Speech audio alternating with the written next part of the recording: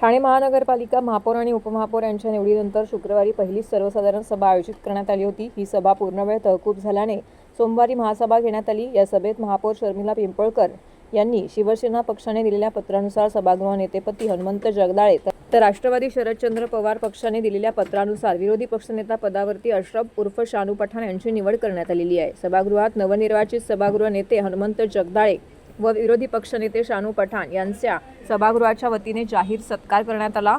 यावेळी महापौर शर्मिला पिंपळकर, उपमहापौर कृष्णा पाटील यांच्या हस्ते त्यांचा सन्मान करण्यात आला। तसेच नवनिर्वाचित गटनेत्यांचाही सत्कार करण्यात आला।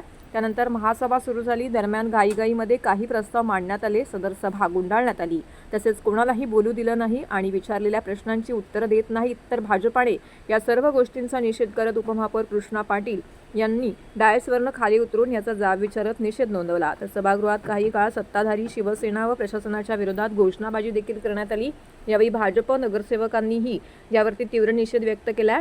त्यानंतर अशरफ शानू पठाण यांची विरोधी पक्षनेतेपदी निवड होताच त्यांनी आपल्या केबिनचा ताबा घेतला। यावेळी त्यांना शुभेच्छा देण्यासाठी राष्ट्रवादी काँग्रेस पार्टी शरद पवार पक्षाचे ठाणे शहर जिल्हा अध्यक्ष मनोज प्रधान यांची उपस्थित राहून त्यांना शुभेच्छा दिल्या। यावेळी राष्ट्रवादी काँग्रेस पार्टी शरदचंद्र पवार पक्षाचे सर्व पदाधिकारी, कार्यकर्ते, नगरसेवक येथे उपस्थित होते। के महासभा म्हणजे प्रत्येक 131 सदस्य सर्वांना बोलायचे अधिकार है और हमें विरोधी पक्ष नेता है, लेकिन जब भी सदस्यों की बातों को ना सुना जाएगा तब हमारा नोंद विरोध करके रहेगा।